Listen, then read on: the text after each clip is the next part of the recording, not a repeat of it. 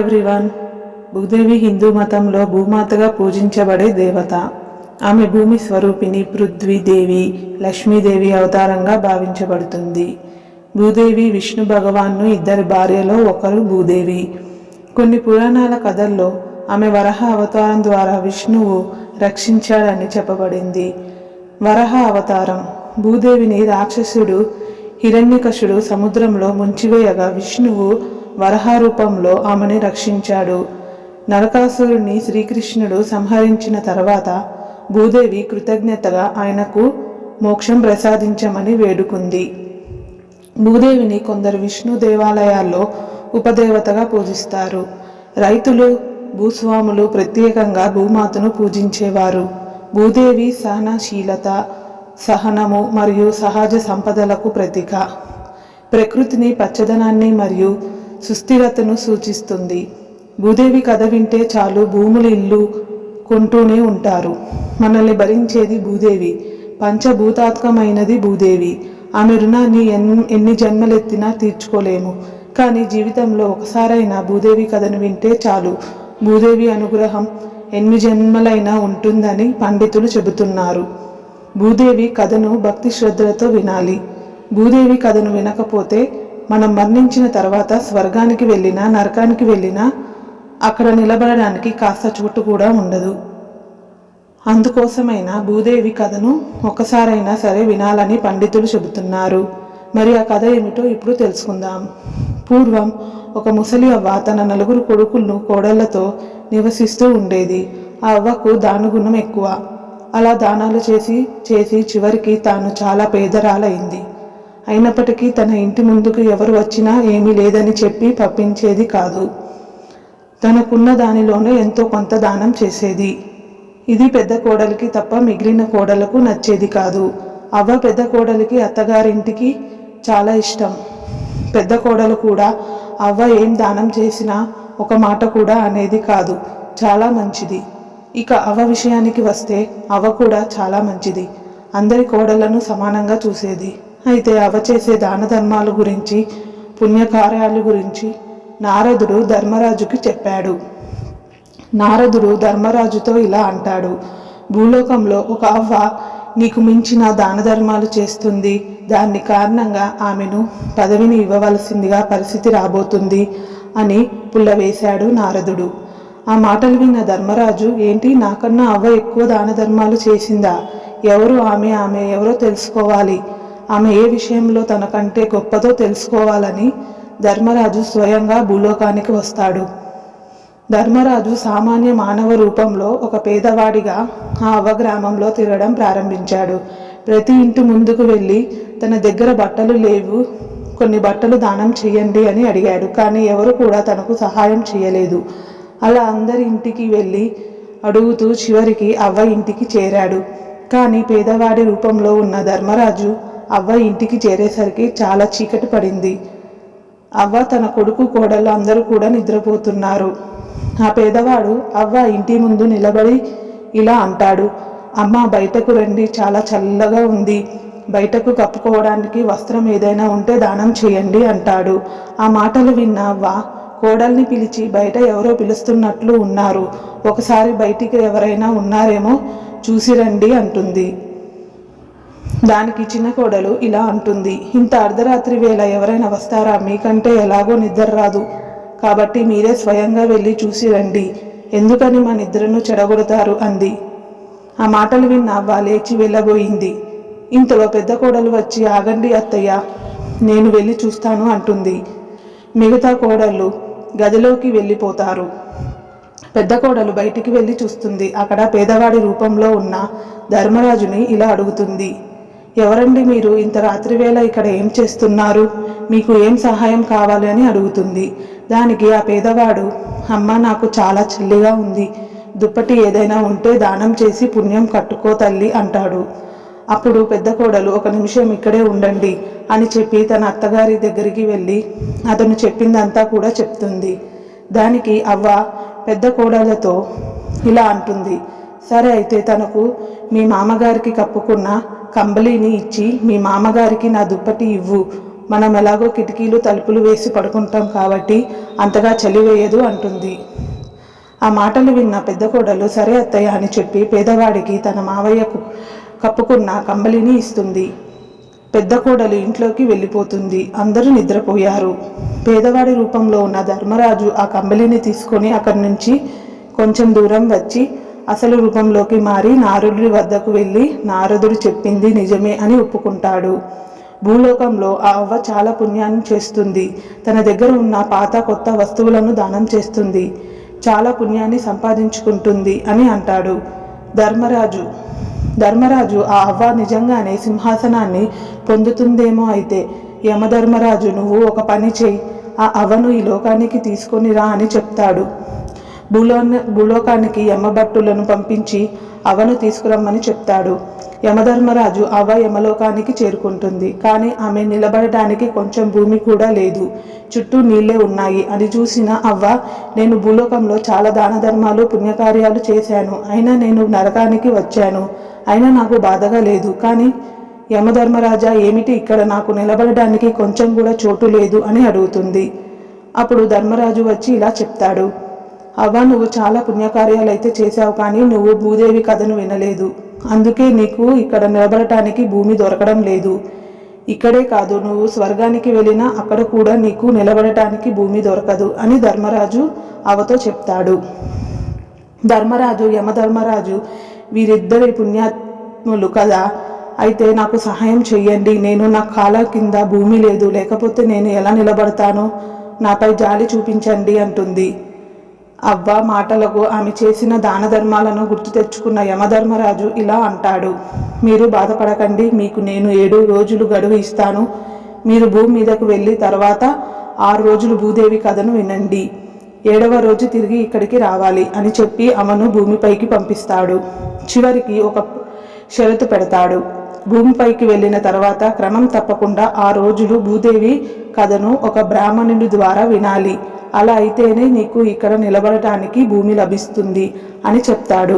అక్కడ భూలోకంలో అవ్వ చనిపోయిందని అనుకొని ఆమెకు దహన సంస్కారాలు చేయడం ప్రారంభించారు. ఈలోపే అవ్వ లేచి తన కొడుకులతో, నన్ను ఎక్కడికి తీసుకొని వెళ్తున్నారు, నేను ఇంకా చనిపోలేదు అంటుంది. ఆ మాటలు విని 4 కొడుకులు కోడళ్ళు ఆశ్చర్యపోతారు. ఆ తర్వాత క్షమాపణ చెప్పి ఇంటికి తీసుకుని వెళ్తారు. చనిపోయిన అత్త తిరిగి రావడం చూసి 4 కోడళ్లకు మతిపోతుంది. పెద్ద కోడలు చాలా సంతోషిస్తుంది. మిగిలిన 3 కోడలు ఇలా అనుకుంటారు, ఈవిడ అంత త్వరగా ఎందుకు చేస్తుంది, మనల్ని చంపుతుంది కానీ అని అనుకుంటారు. ఊళ్ళోని వారంతా కూడా ఆశ్చర్యపోయారు. వీరి కుటుంబాన్ని చూసి హేళన చేస్తారు. ఆ తర్వాత అవ్వ తన 4 కొడుకులు కోడలను పిలిచి, నేను ఇంకా 7 రోజులు మాత్రమే ఈ భూమి మీద ఉంటాను, నిజానికి నేను రాత్రే చనిపోయాను అని చెప్పి యమలోకంలో జరిగిందంతా కూడా చెప్పి తన భూమి మీదకు రావడానికి గల కారణం కూడా చెప్తుంది. అవ్వ మాటలు విన్న కొడుకులు కోడళ్ళు, పెద్ద కోడలు తప్ప ఈవిడికి ఏమైనా పిచ్చి పట్టిందా, ఏదో పీడకల వచ్చి ఉంటుంది, దానికి ఇంత పెద్ద పంచాయతీ పెట్టాలా అంటారు కొడుకులు కూడా. ఆమె మాట వినలేదు. అప్పుడు అవ్వ, దయచేసి నా మాట నమ్మండి, ఇంకో 7 రోజుల్లో నేను మళ్ళీ చనిపోతాను, నేను 6 రోజులు క్రమం తప్పకుండా భూదేవి కథను వినాలి, నాకు సహాయం చేయండి అని ప్రాధేయపడింది. దానికి పెద్ద కోడలు ఇలా అంటుంది, అత్తగారు చెప్పేది నిజమైన అబద్ధమైన ఏమవుతుంది, భూదేవి కథ వింటే పుణ్యమే కదా వస్తుంది అంటుంది. పెద్ద కోడలు తన భర్తను పిలిచి, మీరు వెంటనే వెళ్ళి ఒక బ్రాహ్మణుని పిలుచుకురండి అంటుంది. మిగిలిన 3 కూడా కోడళ్ళు చేసేది ఏమీ లేక చూస్తూ ఉంటారు. చిన్న కోడలికి మాత్రం తన అత్తపై, తోడి కోడళ్లపై కోపం రోజురోజుకు పెరిగిపోతుంది. బ్రాహ్మణుడు ఇంటికి వచ్చి భూదేవి కథ ఇలా చెప్పసాగాడు, మనల్ని భరించేది భూమి, పంచభూతాత్మకమైనది భూమి, ఆమె రుణాన్ని జన్మలెత్తినా తీర్చుకోలేము. అసలు భూమిని ఎలా పూజించాలంటే కనీసం అమ్మా నా పడగట్టలలో నిన్ను బాధపరిస్తే క్షమించమని నమస్కరించుకోవడమే చేయడం. మన ధర్మం ఉదయాన్నే నిద్రలేవగానే ఉత్తర ముఖంగా నిలబడి భూమిని 2 చేతులతో తాకి నమస్కరించాలి. ఆ తర్వాత దైనందిన కార్యక్రమాలు మొదలు పెట్టాలి అని చెప్తూ, ఒకానొక కాలంలో భూమి పాప బాధలు వల్ల అధికంగా క్షీణించింది. ఈ సమయంలో హిరణ్యకశుడు అనే రాక్షసుడు భూమిని అపహరించి పాతాళ సముద్రంలో దాచిపెట్టాడు. అతను భూమిపై రాజ్యం చేయాలనే ఆశతో భూదేవిని ఒడిస్సా పట్టి సముద్రంలో ముంచివేశాడు. భూమి బాధను గమనించిన దేవతలు మరియు ఋషులు భగవంతుని వద్ద శరణు పొందారు. వారి ప్రార్థనలకు స్పందగా విష్ణువు వరాహ అవతారం స్వీకరించాడు. వరాహ అవతారాన్ని ధరించి సముద్రంలోకి దిగి హిరణ్యకశిపునితో ఘోరమైన యుద్ధం చేశాడు. యుద్ధం చాలా కాలం పాటు కొనసాగింది. హిరణ్యకశిపుడు మహాశక్తివంతుడైనప్పటికీ భగవంతుని ముందు నిలవడలేకపోయాడు. చివరకు విష్ణువు తను తిరుగులేని చక్రయుధంతో హిరణ్యకశిపుని సంహరించాడు. అనంతరం భూదేవిని తన 2 దవడల మధ్య మోసుకొని భూమిని తన యథాస్థానంలో ప్రతిష్ఠించారు. ఈ రక్షణ తర్వాత వరాహస్వామి భూమిని వివాహం చేసుకున్నాడు మరియు వీరికి మంగళ అనే కుమారుడు జన్మించాడు. హిరణ్యకశిప ప్రభావం కారణంగా భూదేవికి అసురుడు నరకాసురుడు కూడా జన్మించాడు. నరకాసురుని వధించడంలో సహాయం చేయడానికి భూమి కృష్ణుణ్ణి భార్య సత్యభామగా జన్మించింది. భూదేవి లక్ష్మీదేవి యొక్క అవతారంగా కూడా భావిస్తారు. క్షీరసాగర మదనంలో మహాలక్ష్మి మరియు భూదేవి 2 భిన్న స్వరూపాలుగా ప్రాప్తమయ్యాయి పురాణాలు చెబుతున్నాయి. వైష్ణవ సాంప్రదాయాలలో కూడా భూమిని లక్ష్మీదేవితో పాటు విష్ణువు యొక్క ద్వితీయ భార్యగా కూడా చెప్తారు అని బ్రాహ్మణుడు చెప్తాడు. అలా క్రమం తప్పకుండా అవ్వ ఇంటిలో 6 రోజులు భూదేవి వ్రత కథను చదివించారు. ఇక 7వ రోజు ఉదయాన్నే అవ్వ నీటితో నింపిన చెంబును దారమును 5 రూపాయలను తీసుకొని కొడుకు కోడలను పిలిచింది. మీరందరూ కలిసి నాతో రావి చెట్టు వద్దకు రండి, అక్కడ భూదేవి కథను చివరగా విందామంటుంది. ఈరోజు నేను మీ అందరినీ విడిచి వెళ్ళిపోతాను, రేపు తెల్లవారేసరికి ఈ లోకానికి వదిలి వేస్తున్నాను అని చెబుతుంది. ఆ మాటలు విని కొడుకులు కోడళ్ళు ఏమి మాట్లాడుతున్నారు నిస్సహాయంగా చూస్తూ ఉంటారు. బ్రాహ్మణుడు అవ్వ తన 4 కొడుకు కోడళ్ళు రావి చెట్టు వద్ద భూదేవి కథ వింటారు. కథ పూర్తయిన తర్వాత అవ్వ లేచి తనతో తెచ్చుకొని నీటి రావి చెట్టు మొదట్లో పోసి కోడళ్లను దారం ఇచ్చి చెట్టుకు కట్టమని చెప్పింది. అమ్మ భూదేవి, నేను చేసిన ఈ వ్రతాన్ని స్వీకరించు, నేను చేసిన పాపాలను క్షమించు, నాకు నిలబడడానికి భూమి మీద కొంత స్థానం ఇవ్వు అని భూదేవిని మొక్కుతుంది. అందరూ కలిసి ఇంటికి వెళ్తారు. అవ్వ తన కోడలితో ఇలా అంటుంది, ఈరోజు నా చివరి రోజు, నాకు ఇష్టమైన వంటలు చేసి పెట్టండి, నేను ఆనందంగా ఇక్కడి నుండి వెళ్ళిపోతాను అంటుంది. దానికి చిన్న కోడలు ఇలా అంటుంది, ఇంట్లో ఏముందని మీకు ఇష్టమైన వంటలు చేయాలని అని దానాలు పూజలు వ్రతాలు చేసి మమ్మల్ని కట్టిక పేదవారిని చేశావు. మీరు ఏదో నిజంగానే చనిపోతారని మేము నమ్మి మీకు ఇన్ని సేవలు చేస్తున్నాము అంటుంది. ఇక పెద్ద కోడలు, ఇక చాలు ఆపు, నువ్వు ఏమి మాకు సహాయం చేయాల్సిన అవసరం లేదు, అత్తయ్య మీకు నేను చేసి పెడతాను, మీకు ఇష్టమైన వంటలు నన్ను ఎవరు ఆపుతారో చూస్తాను అంటుంది. ఇక పెద్ద కోడలు ఒక పదార్థం తెచ్చి వంట చేయడం ప్రారంభిస్తుంది. అందరినీ పిలిచి భోజనం చేయమంటుంది. కానీ చిన్న కోడలు తినదు. అప్పుడు అవ్వ, రేపు పొద్దున్నే నేను వెళ్ళిపోతాను, ఈ ఒక్కరోజు నాతో కలిసి భోజనం చెయ్యరా తల్లి అని చిన్న కోడల్ని పిలుస్తుంది. ఇష్టం లేకపోయినా అందరితో కలిసి భోజనం చేస్తుంది కోడలు. అవ్వ తన చివరి రోజులు ఆనందంగా గడుపుతుంది. ఇక ఆ రోజు రాత్రి యమదూతలు వచ్చి ఆమెను యమధర్మరాజు వద్దకు తీసుకొని వెళ్తారు. ఈసారి ధర్మరాజును చూసి అవ్వ ఇలా అంటుంది, స్వామి, మీరు చెప్పినట్లే నేను భూమి మీదకు వెళ్ళి భూదేవి కథను విన్నాను. కానీ నేను ఎన్నో దాన ధర్మాలు చేశాను. నా పిల్లలకు ఇప్పుడు ఇంటిలో తినడానికి తిండి లేదు. ఇన్ని పుణ్యకార్యాలు చేసినందుకు నాకు ఏం మిగిలింది అని ఏడుస్తుంది. ధర్మరాజు అవ్వతో, నువ్వు చేసిన వ్రతం మామూలు వ్రతం కాదు, భూదేవి వ్రతం. నీకు నీ కుటుంబ సభ్యులకు భూదేవి అనుగ్రహిస్తుంది. చివరి రోజు నువ్వు నీ కుటుంబ సభ్యులతో కలిసి భూదేవి కథను విన్నావు. నీ పుణ్యఫలం వారికి కూడా దక్కుతుంది. చూడు అంటూ భూమి వైపు చూపించి తన ఇంటిలో ధాన్యాలను చూపిస్తాడు. అవి చూసి అవ్వ చాలా సంతోషిస్తుంది. ఇక మరుసటి రోజున పెద్ద కోడలు గదిలో నుంచి శబ్దం రావడంతో చిన్న కోడలు ఏంటా అని వెళ్ళి చూస్తుంది. ఒక పెట్టె కనిపిస్తుంది. ఆ పెట్టెలో మొత్తం డబ్బుతో నిండి ఉంది. వెంటనే తన గదిలోకి వెళ్ళింది. ఆమె గదిలోకి కూడా డబ్బు బంగారం ఉన్నాయి. వంటగదిలో చూసింది, సరుకులన్నీ నిండి ఉన్నాయి అని చూసి పెద్ద కోడలు ఆనందంతో తన భర్తను పిలిచింది. తన భర్త చిన్నగా, ఇప్పుడు ఇంట్లో ఏమీ లేవు, ఎక్కడికి వెళ్ళి ఏమి తీసుకురాను అని అంటాడు. దానికి పెద్ద కోడలు, మీరు ఎక్కడికి వెళ్ళాల్సిన అవసరం లేదు, ఒకసారి ఇంట్లో రండి, అంటుంది.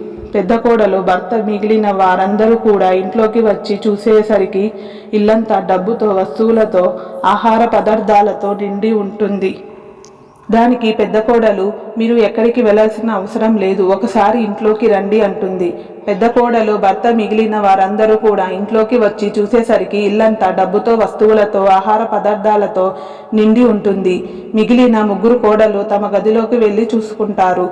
రెండవ కోడలికి, మూడవ కోడలికి కొంచెం డబ్బు మాత్రమే లభించింది. కానీ చిన్న కోడలకు అసలు ఏమీ లభించలేదు. దానికి పెద్ద కోడలు, చూడు చిన్న కోడల, నువ్వు బాధపడకు, నా దగ్గర ఉన్న కొంచెం డబ్బును నీకు ఇస్తాను అని అంటుంది. పెద్ద కోడలు మనసు అర్థం చేసుకున్న మిగిలిన ముగ్గురు కోడళ్ళు ఆమెను క్షమాపణ చెప్పారు. వారికి సిరి సంపదలు ప్రసాదించినందుకు భూదేవిని తల్లికి కృతజ్ఞతలు చెబుతున్నారు. వారందరూ కూడా వారి తల్లిలాగానే ఎన్నో దాన ధర్మాలు, పుణ్యకార్యాలు చేయాలని అనుకున్నారు. ఇదంతా చూసిన అవ్వ చాలా సంతోషించింది. చిన్న కోడల్లో వచ్చిన మార్పును చూసి ఆనందించింది. ఇంతలో అక్కడికి పుష్పక విమానం వచ్చింది. అవ్వ ధర్మరాజు వంక చూసింది. నువ్వు చేసిన పుణ్యకార్యాలను స్వర్గలోకానికి వెళ్ళే అర్హత పొందావు, ఆనందంగా స్వర్గలోకానికి వెళ్ళు అని అవ్వను స్వర్గలోకానికి పంపించాడు. అవ్వ తన కుటుంబానికి భూదేవి కథ విలువ తెలిపింది. కాబట్టి మీరు ఎన్ని దాన ధర్మాలు, పుణ్యకార్యాలు చేసినా ఖచ్చితంగా భూదేవి కథను వినాలి. ఈ కథ భక్తి శ్రద్ధలతో విన్నవారికి భూదేవి అనుగ్రహం కలుగుతుంది. ఇల్లు, భూములు కొంటూనే ఉంటారు. చూశారు కదా. ఈ వీడియో మీకు నచ్చినట్లయితే ఒక లైక్ చేసి నా ఛానల్ని సపోర్ట్ చేయండి. ఇంకా మరెన్నో ఇంట్రెస్టింగ్ వీడియోస్ కోసం నా ఛానల్ని సబ్స్క్రైబ్ చేయండి. Hi everyone.